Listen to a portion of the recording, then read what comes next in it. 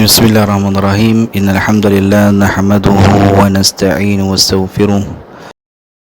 Min syururi anfusina wa min sayyiati a'malina, may yahdihillahu fala mudilla lahu wa may yudlil fala hadiya lahu. Asyhadu an la ilaha illallah wa asyhadu anna Muhammadan 'abduhu wa rasuluh. Subhanaka la ilma lana illa ma 'allamtana innaka antal alimul hakim. Rabbi syrah li sadri wa yassir li amri wahlatan min lisani yafqahu qawli. Amma ba'd. Assalamualaikum warahmatullahi wabarakatuh. Alhamdulillah, puji syukur kita kehadirat Allah Subhanahu wa taala, Tuhan sekalian alam yang telah memberikan kita pelbagai utama sekali nikmat iman, nikmat Islam, juga nikmat kesihatan, yang mana dengannya dapat kita berkumpul pada hari ini melalui platform atas talian ini yang dianjurkan oleh Masjid Al-Istiqamah. Dengan itu kita pun beristiqamah dalam mendengar kuliah-kuliah online yang telah disediakan oleh Masjid Al-Istiqamah untuk manfaat kita bersama dan ahli keluarga kita, insya-Allah. Jadi hadirin rahimakumullah, tidak lupa juga selawat dan salam Nabi besar kita Nabi Muhammad sallallahu alaihi wasallam, ahli keluarga baginda dan sahabat-sahabat baginda serta pengikut-pengikut baginda hingga ke akhir zaman. Alhamdulillah, kita bertemu lagi untuk kedua ini. Kita berbincang berkenaan dengan amalan-amalan yang dicintai oleh Allah Subhanahu wa taala. Jadi pada perbincangan yang lalu kita berkongsi tentang bagaimana tingginya cinta kita kepada Allah Subhanahu wa taala. Saya berjanji saya kongsikan kepada anda amalan-amalan yang paling dicintai oleh Allah Subhanahu wa taala. Jadi kita bincang pada minggu sebelum ini, kita bincang adalah bagaimana kita, sejauh mana kita mencintai Allah Subhanahu wa taala. Kalau selalunya kita bincang perkara ni, kita tahulah kalau kita mencintai seorang itu, kita sanggup orang kata korbankan jiwa dan raga demi untuknya. Begitulah hakikatnya insan. Apabila dia sungguh-sungguh mencintai Allah Subhanahu wa taala, maka sangguplah dia untuk mengorbankan jiwa dan raganya semata-mata untuk Subhanahu wa taala. Jadi hadirin rahimakumullah, dalam sesi ini saya nak kongsikan kepada anda 4 dulu. Nanti kita sambung lagi. Dia ada total ada 7 semua, insya-Allah. Cuma untuk slot ini adalah 4 perkara yang dicintai oleh Allah Subhanahu wa taala. Jadi kalau kita sejauh mana kita mencintai Allah Subhanahu wa taala, artinya perkara yang kita nak buat ni untuk merangkul atau kecintaannya Allah Subhanahu wa taala, sudah pastinya ia lebih kepada pengorbanan jiwa dan raga untuk agama dan Allah Subhanahu wa taala. Alhamdulillah, perbincangan kita hari ini yang pertama, anda boleh highlight amalan yang Subhanahu wa taala ialah menjadi orang yang bermanfaat. Kita rahmatullah nak cerita pasal jadi orang manfaat ni banyak benda nak cerita. Cuma saya dengan masa yang singkat ni saya kongsi ada berapa. Pertama rahmatullah ialah bahawa amalan untuk menjadi orang yang bermanfaat ini adalah satu amalan yang telah diajarkan kepada kita dengan agama kita, yang mana kita ni sebagai seorang Muslim sudah pastinya kita memberi manfaat kepada orang lain, bukan sebaliknya. Tapi hendak kita fikirkan juga, rahmatullah ibu yang sekalian, adalah bagaimana agar kita ni boleh menjadi orang yang memberi manfaat kepada orang lain. Dengan itu Rasul sallallahu alaihi wasallam Bukhari yang bermaksud tangan di atas lebih baik daripada tangan yang di bawah. Begitu juga Rasulullah SAW sendiri menganjurkan kita agar memiliki jiwa yang gemar untuk memberi manfaat kepada orang lain dan tidak bersandarkan kepadanya.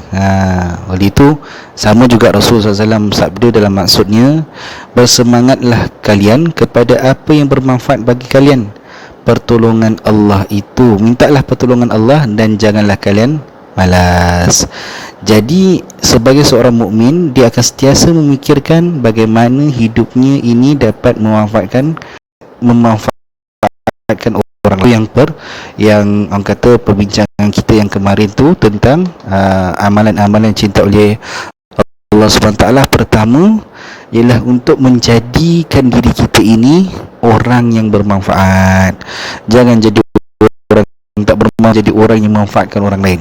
Sebab rahmatullah, seperti kita tahu dalam hadis yang sudah perbincangan dalam keadaan kita sekarang ni, kita tahu situasi wabak ini adalah satu situasi yang tak dapat kita elakkan, dan itu ketentuan qada dan qadar Allah Subhanahu Wa Taala. Dan sepastinya kita ni terahmatullah dalam keadaan kita berRamadan, sekarang ni saya rasa semua seronok, pertama kali dalam kehidupan kita dapat berRamadan dengan keluarga masing-masing. Ini satu perkara yang hebat, yang saya kira satu perkara yang tak ulang ataupun tak dapat kita raikan lagi sebelum. Jadi perbincangan kita rahmatullah pertama tadi ialah jadilah orang yang bermanfaat.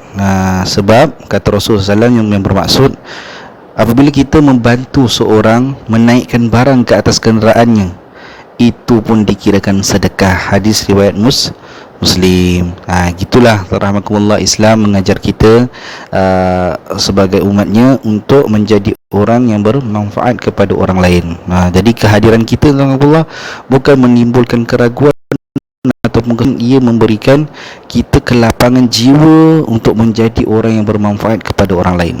Yang kedua, antara perkongsian kita untuk amalan-amalan yang dicintai oleh Allah Subhanahu Wa Taala, yang kedua adalah menyenangkan hati saudara se-Islam. Dalam hadis rahmatullah, Rasulullah SAW pernah sabda yang bermaksud, amalan yang paling dicintai oleh Allah Subhanahu Wa Taala adalah kegembiraan yang engkau berikan ke dalam hati, ataupun kegembiraan yang engkau masukkan ke dalam hati saudara kalian. Jadi kita faham ini adalah satu amalan yang dicintai oleh Allah Subhanahu Wa Taala, ialah berkongsi kepadanya kegembiraan, yakni dengan kita menggembirakan saudara-saudara se-Islam kita. Dan bila kita lihat antara keadaan kita sekarang ni, sudah pastinya ada di antara kita yang menghadapi masa-masa sukar.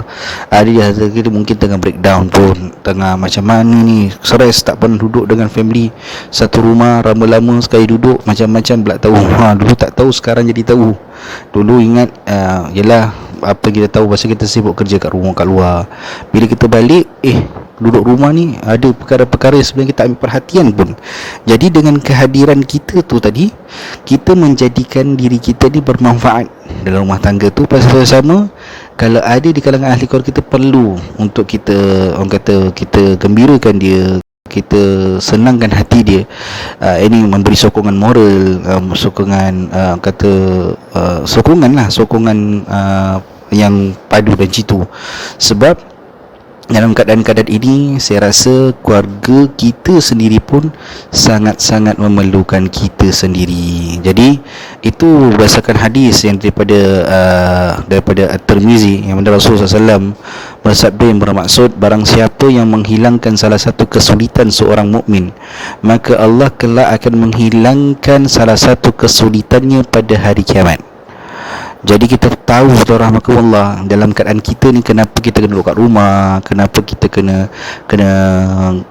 OB, ataupun kita kena ikut apa-apa saranan pemerintah dan kementerian. Tujuannya ialah agar orang lain itu pun juga terselamat daripada penyebaran wabak. Jadi saya kira untuk menjadi seorang Islam dalam keadaan Ramadan yang kita tempuh yang berbeza dengan tahun-tahun sebelum ni adalah pastinya kita menjadi orang yang bermanfaat dan senangkan hati dan yang ketiga dan keempat ni saya rangkumkan ajalah. Saya rangkumkan seperti sebab masa yang diberikan sangat simple.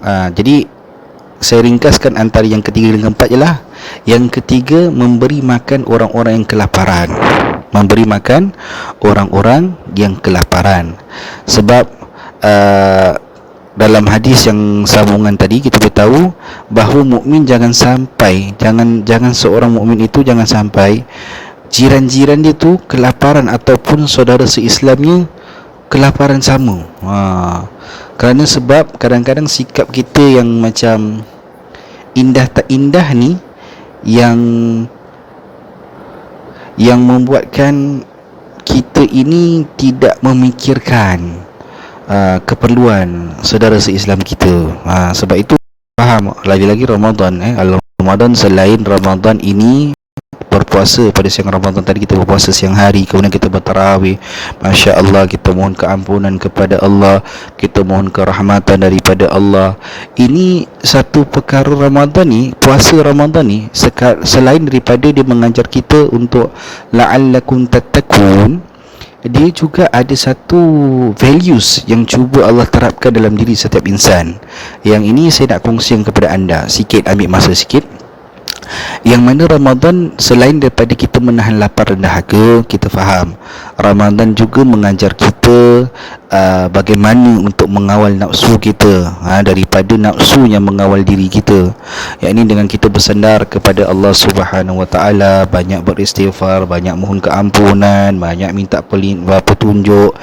Selain daripada ia mengajar kita ketakwaan dan menahan lapar dan dahaga dan juga mengawal nafsu, pada masa yang sama Ramadan ialah untuk mengajar kita peritnya bagaimana saudara-saudara kita di luar sana yang kadang-kadang makannya pun taklah macam kita satu hari 5 kali makan kot tapi diorang ni mungkin satu hari sekali makan je. Kita bayangkan tadi Alhamdulillah, kita tak makan daripada pagi, sahur lah tadi kan, lepas sahur kita tahan tak orang kat luar, subhanallah, macam-macam menu masakan, tengok Salam SG, dia pula asatizaku. Jadi kadang-kadang dia menimbulkan rasa kelaparan kan, betul tak? Tapi tidaklah kita diajar untuk bernafsu, tidak. Tapi sebaliknya kita diajar untuk memikirkan keadaan saudara-saudara kita yang tidak dapat this kind of luxury in their life. So indirectly dengan puasa, Islam mengajar kita bagaimana kita nak melihat saudara kita yang lain, bagaimana dapat kita merasa sama susahnya diorang, macam mana cabaran yang mereka hadapi, supaya kita pun rasa the same things, kita rasa the same feeling, we feel the same situations. Sebab kita tidak akan tahu sampai kita di dalam kasut mereka, we are in their shoes. Pasal Islam dengan Ramadan, puasa Ramadan sendiri mengajar kita bagaimana dapat kita mengawal diri kita berpuasa, dan juga kita merasa bagaimana keadaan orang-orang saudara kita yang betul-betul menghadapi kesukaran dalam pemakanan. Jadi itu akan kongsikan pada sisi yang terusnya, tak sempat saya nak kongsikan anda, tapi saya nak tinggalkan anda dengan beberapa perkara daripada Imam Ibn Qayyim Al-Jauziyah yang beliau mengatakan antaranya adalah kita faham menjadi orang yang bermanfaat ni, orang yang paling antara amalan yang cinta Allah SWT ialah menjadi orang yang bermanfaat. Kata Ibn Qayyim rahimahullah di dalam sini, dia mencatat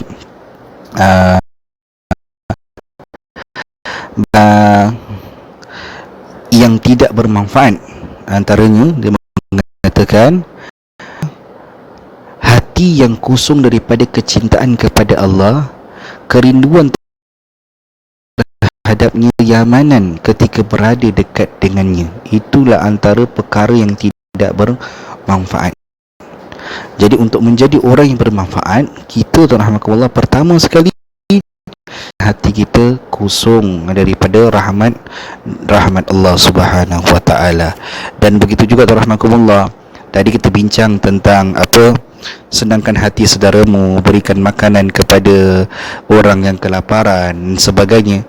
Maka di sini ada berapa ini dicatatkan oleh Ibn Qayyim dalam kitabnya Fawaidul Fawaid, yang mana beliau mengatakan cara banyak untuk menempuh dan memberikan bantuan kepada orang mukmin. Antaranya ialah membantu dengan harta, membantu dengan pangkat, membantu dengan tenaga, dan membantu dengan nasihat dan bimbingan, membantu dengan doa dan beristighfar, ataupun membantu dengan kebaikan.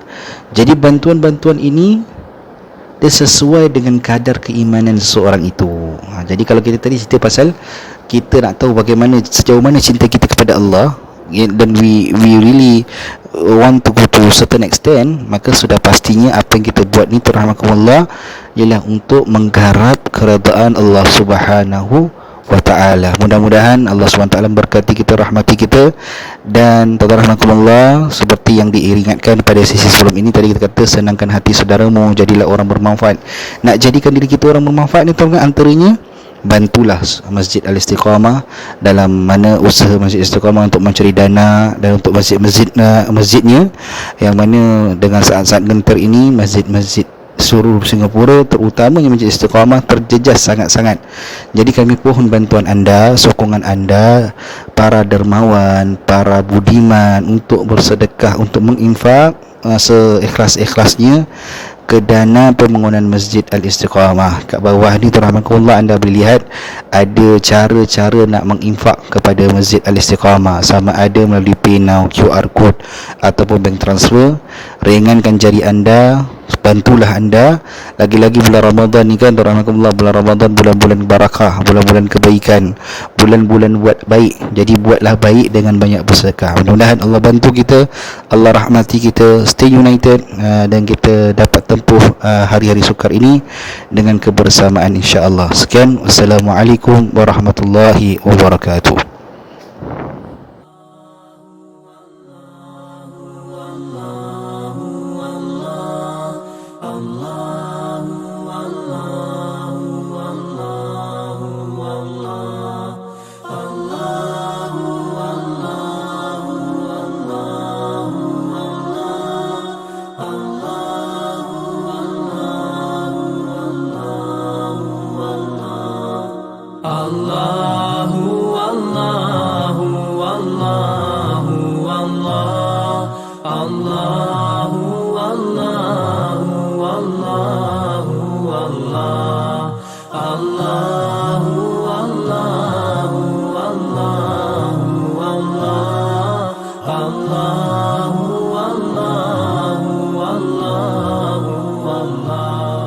As I look to nature's beauty dazzle